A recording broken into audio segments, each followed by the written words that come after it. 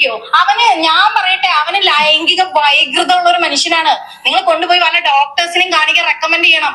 പൈസ വാങ്ങി ഇന്റർവ്യൂ ചെയ്യുന്ന സമയത്ത് ഒന്ന് ഹാഷ്മിക്ക് പറയായിരുന്നു, നിനക്ക് ഈ ലൈംഗിക വൈകൃതം ഒക്കെ ഉണ്ട്, നിനക്ക് പോയിട്ട് ഒരു ഡോക്ടറെ കണ്ടൂടെ എന്ന് ചോദിക്കണം.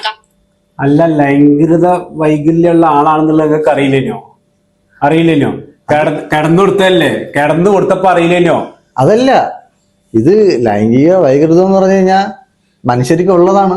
മനുഷ്യർക്കും ഉണ്ട്, അത് മൃഗങ്ങൾക്കും ഉണ്ട്, ജീവനുള്ള എല്ലാ വസ്തുക്കൾക്കും ഉള്ളതാണ് അത് ലൈംഗിക വൈകൃതം എന്നാണ് അത് പറയണത്. അവള് പറയുമ്പോ എന്ന് വെച്ച് നോക്കി കഴിയുമ്പോ വേറൊരു വിഷയമുണ്ട്.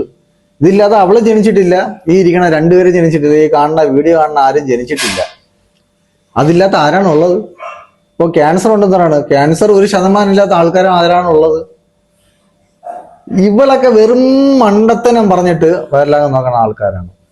ഇതേപോലെ കാര്യങ്ങൾ പറയുന്ന ആൾക്കാരെ ആരും ശ്രദ്ധിക്കണമില്ല. ഇവൻ പറയും കണക്ക് ഇവള് മറ്റേ 3 കൊല്ലത്തിന് മുമ്പ് പോയിട്ട് ഇങ്ങനെ മലന്നിങ്ങനെ കിടന്നു, മറ്റവൻ വന്ന് കണ്ട് ദർശനം ചെയ്തിട്ട് പോയി. എന്നിട്ട് 3 കൊല്ലത്തിന് മുമ്പ് ഇവൻ ഒന്നും അല്ല, ഈ പറയണ വ്യക്തി ഒന്നും അല്ല. 3 കൊല്ലത്തിന് ശേഷം ഇതൊരു വ്യക്തി വളർന്ന് വലുതായി, സെറ്റപ്പായി. ഞാൻ ഇപ്പൊ ഇങ്ങനെ ഒരു വീഡിയോ ഇട്ടാ ഞാൻ വൈറലാവും എന്ന് തോന്നിയിട്ട് അവൾ ഇട്ടതാണ്. ശരിക്കും പറഞ്ഞ ഇവള് എന്തിനാണ് ഈ വീഡിയോ?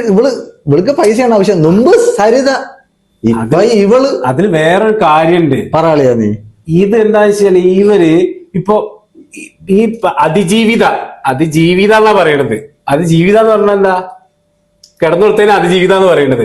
ഇവർ നടന്ന് ഇങ്ങനെ പോകുമ്പോ കാറിൽ എടുത്തിട്ട് കൊണ്ടുപോയി പിടിപ്പിച്ചൊന്നല്ലോ അത് പറഞ്ഞതിൽ കാര്യമുണ്ട്. പീഡനം എന്ന് പറയുമ്പം നമ്മള് ബലഹീനമായി കാര്യം നടത്തുക, അതിനെയാണ് പീഡനം. ഈ രണ്ടുപേരും പരസ്പരം ഇതിങ്ങനെ ചെയ്തിട്ട് മറ്റോ പയ്യടക്കി വാർത്ത ഉണ്ടായി. ഒരു പെണ്ണ് അവൻ ഒരു ചെറുപ്പക്കാരൻ അവളെ ഫോണ് ബ്ലോക്ക് ചെയ്ത്, അവളെ നമ്പർ ബ്ലോക്ക് ചെയ്ത്, അവളെ വാട്സപ്പ് ബ്ലോക്ക് ചെയ്ത്, അവളെ ഇൻസ്റ്റാഗ്രാം ബ്ലോക്ക് ചെയ്ത് കുത്തി കൊന്നെന്ന്. അതുകൊണ്ട് ഇത് ഇങ്ങനെ നടന്നുകൊണ്ട് പോയി കാറിൽ എടുത്തോണ്ടായി പിടിപ്പിച്ചൊന്നല്ല, പരസ്പര സമ്മതത്തോടു കൂടി പീഡനം എന്ന് പറയാൻ പറ്റില്ല, ഓരോ സംഭവങ്ങളൊക്കെ പരിപാടി കഴിഞ്ഞു. എന്നിട്ട് ഇപ്പോ സാധാരണ ഇലക്ഷൻ വരുമ്പോ ഇലക്ഷൻ വരുന്നതിന് 6 മാസം മുമ്പ് ഇതേമാതിരി സരിതയും സ്വപ്നയായിട്ട് ആരെങ്കിലും ഒക്കെ ഇറങ്ങണാണ്. അതുപോലെ ഇങ്ങനെ എന്നിട്ട് പരാതി എടുത്ത് എങ്ങനെ അറിയോ? ഇതുവരെ ലോകത്തിൽ നടക്കാത്തൊരു സംഭവം, ഓൺലൈനിലൂടെ പരാതി എടുത്ത്. എന്നിട്ട് ഇവള് പറയാണ്, ഇവളെ അച്ഛനായാലും ഇവളെ ഭർത്താവായാലും ഇവളെ മകനായാലും പെണ്ണൊരു പരാതി കൊടുത്താൽ ഇവള് സപ്പോർട്ട് ചെയ്യുന്നു. ആണുങ്ങൾക്ക് കൂടെ പരാതി എടുത്താൽ അത് സംഭവം വേറൊന്നുമില്ല. അടി വയറ്റിൽ വിശപ്പ് കത്തുമ്പോഴേ ഫുഡ് വായിൽ പോണെന്ന് കരുതുള്ളൂ. അതിന്റെ ഒരു ഉദാഹരണം വേറെ ഉണ്ട്. ഇപ്പൊ നമ്മൾ മറ്റേ ഹോട്ടലിൽ നിന്ന് ഫുഡ് ഓർഡർ ചെയ്തിട്ട് ഇവിടെ വന്ന് തൊള്ളയിൽ ഇറങ്ങി കഴിച്ചിട്ട് പിറ്റേന്ന് രാവിലെ കക്കൂസിലും പോയിട്ട് എല്ലാം കഴുകി കളഞ്ഞിട്ട് പിറ്റേന്ന് രാവിലെ വന്നിട്ട് ആ ഹോട്ടലുകാരുടെ പറയാണ് ഫുഡ് കൊള്ളൂലാന്ന്. തിന്ന് പ്ലേറ്റിൽ ചോറരി പോലും ബാക്കിയില്ല. ഈ മാതിരി പരാതിയൊക്കെ ഹോട്ടലിലേക്ക് വന്നാണ്. അതുപോലെയാണ് ഇവിടത്തെ കാര്യം. പിന്നെ വേറൊരു കാര്യം പറയാനുള്ള എന്താ വെച്ചാല്, രാഹുല് ഓനെ വലിയ വെടിക്കാരനാണ്, ഐഡിയപരമായിട്ടോ വെടി വെച്ചു കാര്യങ്ങളൊക്കെ ചെയ്തു. വെടി വെച്ചു എന്ന് പറഞ്ഞത് വേറെ ഒന്നുമില്ല, പൂട്ടുണ്ടെങ്കിൽ ഒരു താക്കോലുള്ളാവൂ. ഒരു പൂട്ട് കൊടുത്താലേ ഒരു താക്കോലോട്ട് തുറക്കാനുള്ള ചാവി അവന്റെ കാണുള്ളൂ. ഇത് എല്ലാരും വന്ന് പൂട്ട് തുറന്ന് ആ ചാവിയിട്ട് തന്നെ പൂട്ട് തുറന്നിട്ട് പൂട്ടങ്ങോട്ട് പൂട്ടിപ്പോയി. എന്നിട്ട് കടക്കാരിലെ കൊണ്ട് കൊടുക്കുകയാണ്, ഇത് ചാവിയിട്ട് എല്ലാരും തുറന്നിട്ട് പൂട്ടിപ്പോയി. പിന്നെ വേറൊരു കാര്യം, റിപ്പോർട്ടർ ടിവിയിലെ അരുൺകുമാർ മൊട്ടനോടാ പറയാനുള്ളത്. ഇത് വലിയ സംഭവമായിട്ട് എന്നും രാവിലെ കുളിച്ചു മാറ്റി വന്നാണ് റിപ്പോർട്ടർമാരും പറയാൻ സത്യം പറയല്ല, വെറും തന്തയില്ലായിരുന്നു. അപ്പൊ ഞങ്ങളെ സംബന്ധിച്ചിടത്തോളം അവർ രണ്ടാളും ഒരുമിച്ച് അനുഭവിച്ചു, സുഖമൊക്കെ അനുഭവിച്ച് കഴിഞ്ഞു. ഇത് പിന്നെ എന്റെ സുഹൃത്തായോണ്ട് ഞാൻ ഇവിടെ സത്യം പറയല്ല, ഞാൻ ചീത്ത വിളിക്കില്ല. ഇത് എന്റെ വല്ല ചാനലാവണം.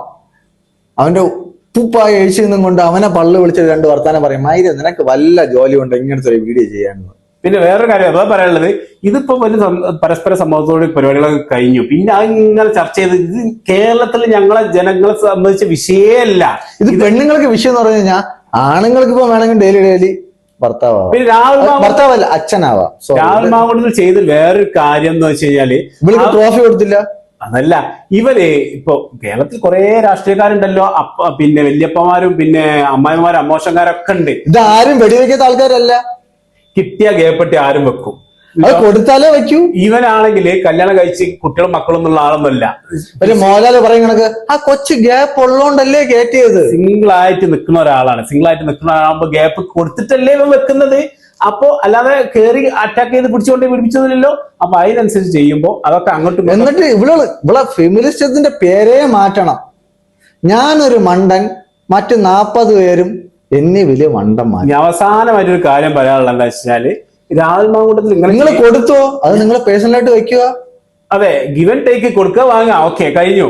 പിന്നെ ഇവര് എങ്ങനെ കൊടുത്തു വാങ്ങി കേരളത്തിലെ ജനങ്ങളെ സംബന്ധിച്ചിടത്തോളം അല്ല, ഇത് കൊടുത്ത വീഡിയോ ഇവള് ഫോട്ടോ വിട്ടിട്ടുണ്ടോ? ഇവളെ പേര് വിട്ടിട്ടുണ്ടോ? ഇവളൊന്നും വിട്ടിട്ടില്ല. ഇതെല്ലാം ഇവളത് വിടണം, എന്നാലേ ഇത് രണ്ടും കറക്റ്റ് ആവുള്ളൂ. ഇനി പറയട്ടെ, ഇതൊക്കെ സംഭവിച്ചു. ഇത് ഞങ്ങളെ സംബന്ധിച്ചിടത്തോളം, കേരള സമൂഹത്തെ സംബന്ധിച്ചിടത്തോളം ഞങ്ങൾക്കൊരു വിഷയമുള്ള കാര്യം. കേരളം അല്ലടാ, ഇന്ത്യ. ഓക്കെ, ഞങ്ങൾക്ക് നിങ്ങൾ കൊടുത്തോ വാങ്ങിയോ എന്നുള്ള വിഷയമില്ല. പിന്നെ ഇത് ഇങ്ങനെ ചർച്ച ചെയ്ത് വലിയ സംഭവമാക്കിയിട്ട് ഞങ്ങൾക്ക് ഇനി മേലാല് 15 ദിവസം ഉള്ളിൽ കടത്തിയല്ലോ, ഈ വിഷയം ഇവിടെ അവസാനിപ്പിച്ചാണ് കേട്ടോ. ഞങ്ങൾക്ക് സംബന്ധിച്ചിടത്തോളം ഞങ്ങൾക്ക് ഇത് ഞാൻ വെറുതെ ചിന്തിക്കണം, ഇത്രയും ചിന്തിരി. പാർട്ടിക്കാരൻ, ഇപ്പൊ പാട്ടുകാരനായിട്ടുള്ള ആൾക്കാര്, ഈ സത്യം പറഞ്ഞു കഴിഞ്ഞാൽ ഈ ഫോളോവേഴ്സും വലിയ സംഭവമായിട്ടുള്ള ആൾക്കാർക്ക് മാത്രമേ ഇത് ബാധിക്കുന്നുള്ളൂ. ഇവിടെ കൊച്ചു പിള്ളേരെ പീഡിപ്പിക്കുന്നുണ്ട്, അതിനൊന്നും ഇവിടെ ഒരു കുറ്റവും ഇല്ല, വാർത്തയും ഇല്ല. അതൊന്നും ഇവിടെ ആരും ലൈക്കും ചെയ്യുന്നില്ല, ഷെയറും ചെയ്യുന്നില്ല, കമന്റും ചെയ്യുന്നില്ല, ചർച്ച ചെയ്യുന്നില്ല. ഇതുപോലെ ഏതെങ്കിലും എന്റെ നാട്ടിലാണെങ്കിൽ ഞാൻ മറ്റേ തെരുവ് നായികളെ കാണിച്ചു തന്നേനാ, അതിന്റെ വീഡിയോ എടുത്തിട്ട് ഞാൻ എഡിറ്റ് ചെയ്തേനാ. ചുരുക്കം പറഞ്ഞാൽ അതാണ് സത്യം. അപ്പൊ പോട്ടെ, കുഴപ്പമൊന്നുമില്ല. അപ്പൊ ഇനി നിങ്ങൾ ഇങ്ങനത്തെ ചർച്ചയായിട്ട് റിപ്പോർട്ടർ നിങ്ങൾ ചിന്തിക്കും, നിങ്ങൾ അങ്ങനെ വീഡിയോ വരുമ്പോ നിങ്ങൾ ചിന്തിക്കുക, മൈര അവള് ചെയ്തിട്ടല്ലേ ഇത് വന്നത്, കൊടുത്തിട്ടല്ലേ എടുത്തത്. ഇതിപ്പോ മറ്റേ മറ്റേ ആട് സിനിമയിൽ മറ്റോ പറയാൻ കണക്ക് എന്തിനാ എന്റെ പേര്, ആരെങ്കിലും മറ്റേ വെടി പച്ചവരിക്കും കുഴപ്പമില്ല, ഇതിപ്പോ ഒച്ച കേട്ടവർക്കാണ് കുഴപ്പം. എന്തൊരു അപ്പോ ഇപ്പൊ ഇവന്റെ ഭാഷയിൽ പറയാം, ഇതുപോലത്തെ വെറും മൈന് ഞാൻ പറയുന്നു വേണ്ട, ഇതുപോലത്തെ മുണ്ടി കേസുകളുമായിട്ട് ഞങ്ങളിടയ്ക്ക് വരരുത്. ഞങ്ങൾക്ക് ഇത് കേൾക്കാൻ താല്പര്യമില്ല കേട്ടോ. അങ്ങനെയല്ല, മണ്ടത്തനങ്ങൾ പറയരുത്, നല്ല ചിന്തിക്കുക. ഒരു ചോറ് തിന്നണവനാണെങ്കിൽ ചിന്തിക്കും, ബാക്കിൽ കൂടെ തന്നെ പോണവനാണെങ്കിലും ചിന്തിക്കും. ഇത് മറ്റേ തിന്നിട്ട് വായി കൂടെ തന്നെ പോണയാണെങ്കിൽ അതിന് അത് കാര്യമില്ല. അപ്പൊ ഓക്കെ, ബൈ ബൈ. ശരി ശരി ശരി ശരി.